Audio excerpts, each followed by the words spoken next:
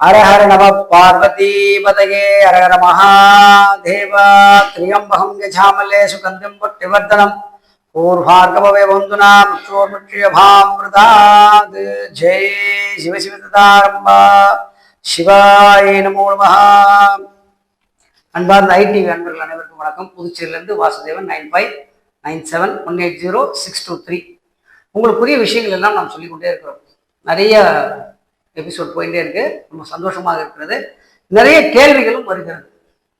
நாங்கள் பரிகாரம் பண்றோம் சார், பரிகாரம் பண்றதுனால என்ன நடக்க போகுது, எங்களுக்கு பரிகாரம் பண்றதுனால என்ன பலன்கள் கிடைக்குது, விதி அப்படிங்கிறது நடக்கும் பொழுது மதியால் வெல்லுன்னு சொல்லியிருக்காங்க. நம்மளால நினைச்சு பார்த்து இந்த விதியை எப்படி மாத்தலாம் அப்படின்னு மதியால் வெல்லுன்னு சொல்லியிருக்காங்க. பரிகாரமும் ஒண்ணு சொல்லிய விதியை பரிகாரத்தால் வெல்லுன்னு சொல்லல அப்படின்னா உண்மைதான். பரிகாரம்னாலும் மதினாலும் ஒண்ணுதான். பரிகாரம் என்பது தாங்கி பிடிக்கக்கூடிய சக்தி. ஒரு சொம்புல ஜலம் குறையுது அப்படின்னா கொஞ்சம் குடிச்சிட்டு இன்னும் கொஞ்சம் குடிக்கணும், கொஞ்சம் குறையும் போது என்ன பண்றோம், மறுபடியும் போய் சொம்புல ஜலம் குடிச்சுட்டு வந்துடும் குடிக்கிறதுக்கு. ஒரு பாட்டில்னு வச்சுக்கோங்க, பாட்டில் தண்ணி குடிச்சுட்டே இருக்கோம், தீரும்பொழுது மறுபடியும் நிரப்பி கொண்டு வருகிறோம். அது போலத்தான் உங்களுடைய வாழ்க்கையில சுவாமி கொடுக்கக்கூடியதெல்லாம் குறைந்து கொண்டே ஒரு கட்டத்துல ஸ்டாப் ஆயிடும். அப்ப நீங்க என்ன பண்ணணும், வைப்ரேஷனை ஏற்படுத்தணும். எந்தெந்த சன்னதிக்கும் போகணும், அந்தந்த கோவிலுக்கும் போகணும், அங்க இருக்கிற வைப்ரேஷனை பெறணும். இப்ப நான் உங்ககிட்ட ஏன் கொஞ்ச நாள் கழிச்சு பேசுறேன் அப்படின்னா, பல ஊர்களுக்கு நான் போகணும், பல கும்பாபிஷேகங்களுக்கு பார்க்கணும், பல சுவாமிக்கு வழிபாடு பண்ணணும், அந்த சுவாமியை நான் திருமையை தொட்டு வணங்கணும், எனக்கு அது மூலியமா கொஞ்சம் கெத்து கிடைக்கும், பவர் கிடைக்கும், சார்ஜபிள் ஆவேன். எங்கிட்ட இருக்கிற சார்ஜ் பூரா உங்கள்கிட்ட கொடுத்துட்ட உடனே என்கிட்ட இருக்கிற சார்ஜ் கொஞ்சம் குறையும். அப்ப நான் என்ன பண்ணோம், மீண்டும் போய் ரீசார்ஜ் பண்ணிக்கணும். போனுக்கு மாத்திரம் ரீசார்ஜ் கிடையாதுங்க, வயிற்றுக்கு மட்டும் ரீசார்ஜ் கிடையாதுங்க, தெய்வத்துடைய அனுகூலம் பெறனாலும் ரீசார்ஜ் பண்ணா தான் கிடைக்கும்.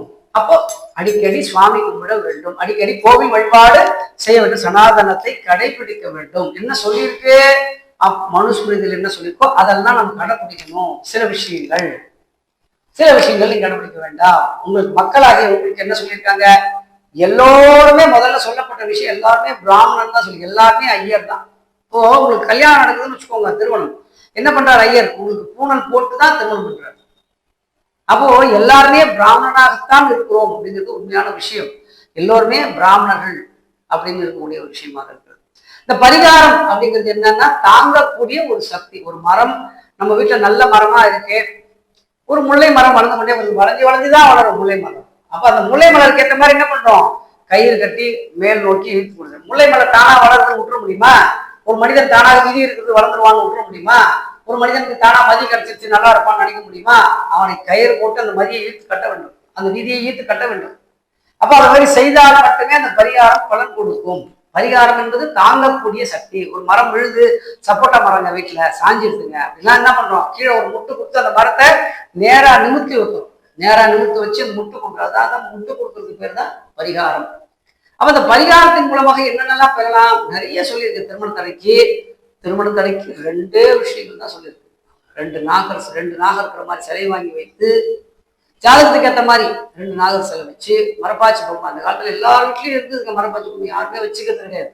இப்ப மரப்பாச்சி பொம்மை வச்சு அது பூஜைகள் செய்து மாங்கல்ய தாரணம் பண்ணி மறுமாங்கல்யம் பண்ணி அந்த அன்வன்யம் பெறுவதற்காகவும் கணவன் கிடைப்பதற்காகவும் மனைவி கிடைப்பதற்காகவும் பரிகாரம் செய்ய வேண்டும். செவ்வாய் தோஷம் இருந்தால் மட்டுமே ஜாதகத்துக்கு போலாது. நீங்க இந்த ராகு கேது தோஷம் எல்லாம் பார்க்க வேண்டிய அவசியம். எல்லாருமே ராகு கேது தோஷம் எல்லாம் பாக்குறாங்க. இப்போ ராகு கேது இருக்கா பாக்குறாங்க, குரு ஒரு இருக்கா பாருங்க, குரு பகையா இருக்கா பாக்குறாங்க, சுக்கிரன் நீச்சமா இருக்கா பாக்குறாங்க, சுக்கிரன் உச்சமா இருக்கா பாக்குறாங்க. இதெல்லாம் அந்த காலத்துல பார்க்க மாட்டாங்க. செவ்வாய் தோஷம் இருக்கா இல்லையா அவ்வளவுதான். ஜாதகம் என்பது அதுதான். செவ்வாய் தோஷம் உள்ளதா இருக்கா இல்லையா அவ்வளவுதான். இதுதான் பரிகாரம். பரிகாரம் என்பது என்ன, நம்மளை நேர்பட அழைத்து செல்வது, ஒரு வளரக்கூடிய தன்மையை நிறுத்தி விடாமல் நன்றாக வளரச் செய்வது அப்படிங்கிறது உண்மையான விஷயம். அதனால பரிகாரத்தின் மூலமாக வெற்றி பெற்றவர்கள் ஏராளம் நிறைய பேர். அவங்களுக்கு என்ன தெரியும், அவங்களே ஒரு காலகட்டம் என்ன பண்ணுவாங்க, ஃப்ரீயா எல்லாருக்கும் சாப்பாடு பண்ணுவாங்க. நல்ல வளர்ந்தவர்கள் ஃப்ரீயா சாப்பாடு பண்ணுவாங்க. இது எந்த மாதிரியான பரிகாரம், அன்னதானம் போட்ட பரிகாரம். கண் தானம் பண்ணுவாங்க. கண் பார்வை இல்லாம நம்ம நரகத்துக்கு போறோம், ஒரு தவறான செயல் செஞ்சு நம்ம கண் பார்வை கடைசி நேரத்துக்கு கொடுத்தோம்னா நம்ம சொர்க்கத்துக்கு போவோம். நரகத்துல போய் கண்ணு இல்லாமல் இருக்கக்கூடாது. நல்லா கண் தானம் பண்ணணும், ரத்த தானம் பண்ணணும், உடல் உறுப்பு தானங்கள் நிறைய வந்துருச்சு இப்போலாம். அதனால இந்த தானங்கள் மூலியமாக, தானங்கள்னா நீங்க தானம்ங்கிறது வேற, தர்மம்ங்கிறது வேறங்க. முதல்ல அதை தெரிஞ்சுக்கோங்க. தர்மம்ங்கிறது தர்மத்தை கடைபிடிக்கக்கூடிய, தர்மத்தை செய்ய வேண்டும், அதுதான் தர்மம். தானம் என்பது பொருட்கள். தானம் என்பது பொருட்கள். தர்மம் என்பது தர்மத்தை கடைபிடித்து அவனுக்கு பைசா கொடுத்தல். தர்மமா இரு, வெற்றி பெறுவாயாக, தர்மமாக இருக்க வேண்டும். கர்ணன் நிறைய தர்மம் பண்ணார், நிறைய தானங்கள் கொடுத்தார்.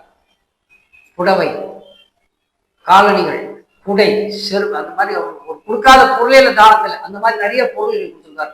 உடைகள் தான் நிறைய கொடுத்திருக்காரு, நிறைய துணிமணிகள் தானம் கொடுத்திருக்காரு. தானம் என்பது வேறு, தர்மம் என்பது வேறு. அதை நம்ம புரிஞ்சுக்கணும். ஓகேங்களா? நம்ம நடந்து போகும்போதே நமக்கு ஏற்ற மாதிரி வருவாங்க, இறைவன் வருவாருங்க, நேராக வருவார். நல்லா இருக்கும் ஒரு உடம்பு, வந்த உடனே ஒரு 10 ரூபா கொடுங்க அப்படின்னாரு. உடனே கை காலெல்லாம் நல்லா தானே இருக்கு, அண்ணனை போ அப்படின்னு சொல்லாம அவருக்கு கேட்கும் இடத்தில் அவரையும் கொடுக்கும் இடத்தில் உங்களையும் வைத்திருக்கிறார் இறைவன் என்பதை நீங்கள் தெரிந்து கொள்கிறார். அதான் பரிகாரம். நீங்க ஒரு ஹாஸ்பிட்டாலிட்டி போற ஒருத்தர் படுத்துருக்காருன்னா அதை போய் பார்த்துட்டு வந்துடணும். அதான் பரிகாரம்.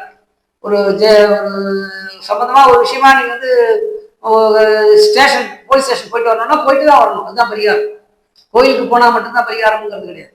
நம்ம செய்யக்கூடிய விஷயங்கள்லயே பரிகாரம் நிறைய இருக்கு. காலையில இருந்தோடனே சூரிய நமஸ்காரம், அடுத்ததாக புயல் நமஸ்காரம், இது மாதிரி நிறைய பரிகாரம் பண்ணினே இருக்கிறதுனால தான் நம்மளால தொடர்ந்து வெற்றி பெற முடியுது. இல்லைன்னா 23.75 நாள் கெட்ட நாட்கள், மீதி 6.25 நாள் தான் நல்ல நாட்கள். அப்போ நம்ம அந்த 6.25 நல்ல நாட்கள் என்ன செய்ய முடியும்? ஒன்றும் செய்ய முடியாது. அதனால இந்த பரிகாரம் என்பது ரொம்ப ரொம்ப இம்பார்ட்டன்ட், ரொம்ப ரொம்ப விஷயமானது. பரிகாரம் ஒருத்தர் சொல்றாங்க, யாராவது நம்ம எதாவது அவங்க சொல்றோம்னா அவங்க ஏத்தாப்புல வரவங்களே சொல்லுவாங்க, இந்த மாதிரி செஞ்சு பாருங்களேன் நல்லா இருக்கும், இந்த மாதிரி சாப்பிட்டு பாருங்க உங்க உடம்பு குணமாகும் அப்படிங்கிறது. அதுதான் பரிகாரம். பரிகாரம்ங்கிறது நீங்க காசு பணம் செலவு வச்சு பண்றதெல்லாம் பரிகாரம் கிடையாது. தான தர்மங்கள் நிறைய பண்ணணும். பொருள், செவிடு, இவங்களுக்கெல்லாம் நீங்க ஹெல்ப் பண்ணணும். அதனால நீங்க இதெல்லாம் கடைபிடித்தால் மட்டுமே வாழ்க்கையில் வெற்றி பெறப்படுது. ஐடிவி சார்பாக ஆன்மீக மாதிரி ஒரு நிகழ்ச்சியில் இருக்கிறோம். தொடர்ந்து எங்களுக்கு ஆதரவு கொடுத்தமைக்கு நன்றி கொடுத்து விடைபெறுகிறோம். புதுச்சேரியிலேருந்து வாசுதேவன். 9597180623.